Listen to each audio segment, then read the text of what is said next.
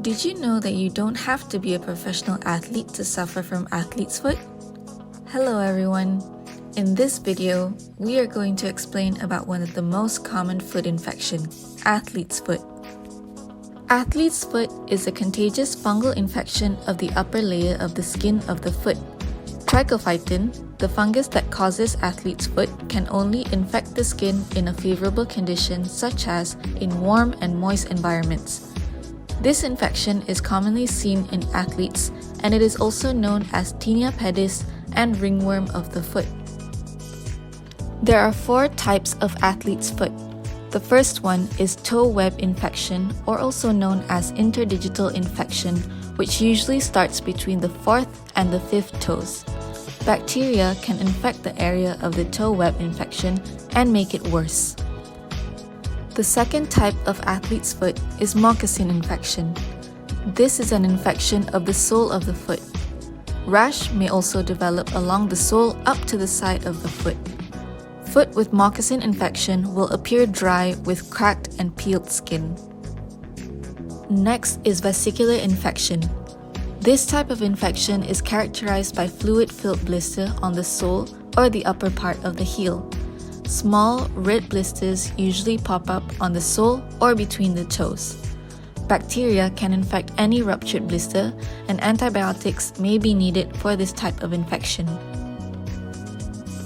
The last one is ulcerative infection. It is a rare type of athlete's foot.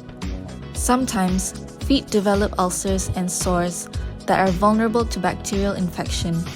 The ulcer may ooze discharge and can be very painful. Causes. Athlete's foot is caused by tinea fungus, which is trichophyton, that thrives in warm and moist surroundings. A person may get the infection via direct contact with an infected person or by touching contaminated surfaces. As the tinea fungus grows on foot, the person will get the infection known as athlete's foot. Risk factors.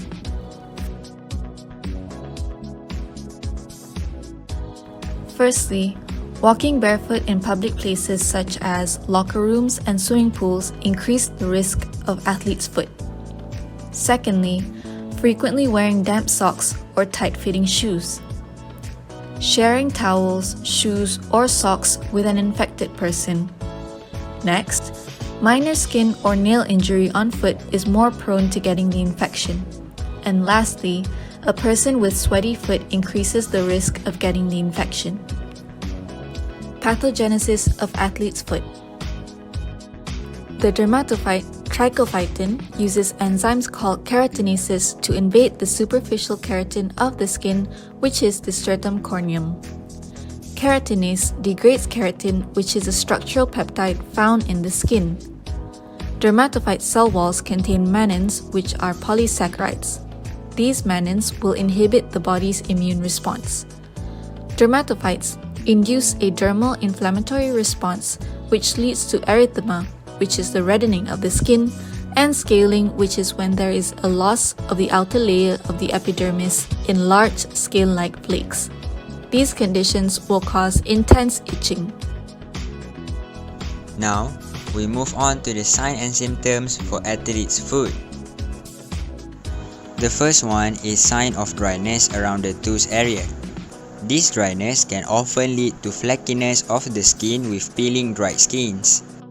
The second one is where the toenails are pulled off from the nail bed itself. It usually occurs in the big toe rather than the other toes. New toenail will grow and replace it within 11 months to fully regrow. Third is sign of redness. This is also known as the red scaly rash obtained from the infection and sometimes feels a bit stinging in the affected area. Fourth is the presence of blisters. Usually, if it is only white fluid, it is non-problematic as it is in early stage but need to be treated. But if it turns into yellow pus, it is a sign of infection as it is considered a severe case already. Now, the last one is the irritation. The irritation is also another sign of itching obtained from fungal infection in the toe area, as the patient will have the urge to always scratch in the affected area. Diagnosis of athlete's foot.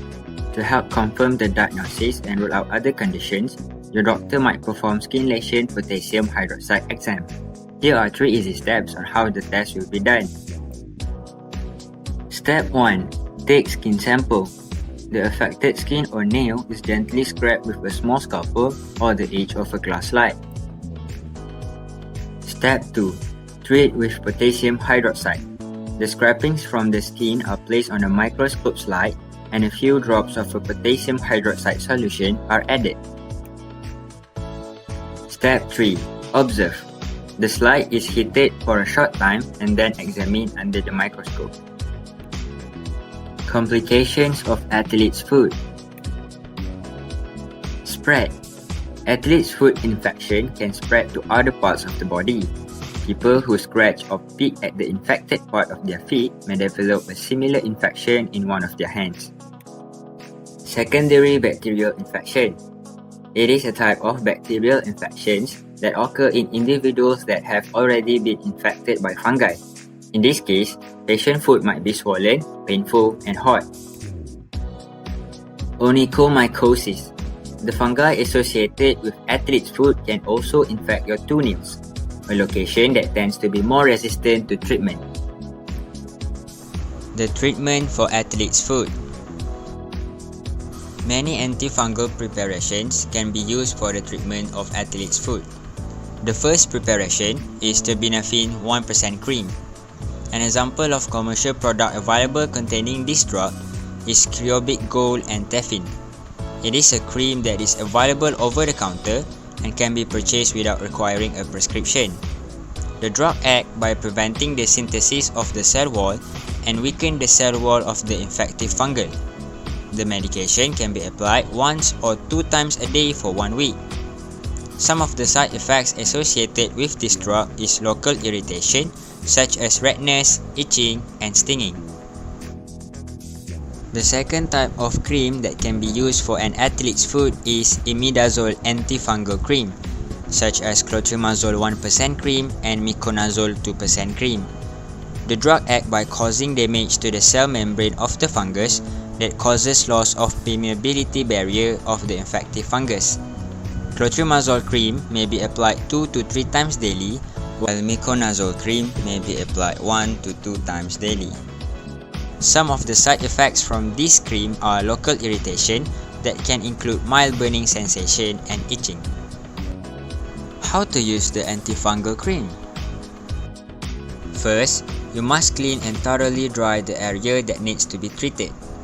Then, apply enough cream to cover the affected area and the surrounding affected area. After applying the cream, you need to wash your hand. You need to continue using your medication for at least 1 week after the disappearance of the sign and symptom of the athlete's foot. This is to prevent relapsing infection. We have always heard that prevention is better than cure. That is because it has the ability to improve quality of life while also lowering the cost of treating the disease. As a result, it is important to prevent acquiring athlete's foot.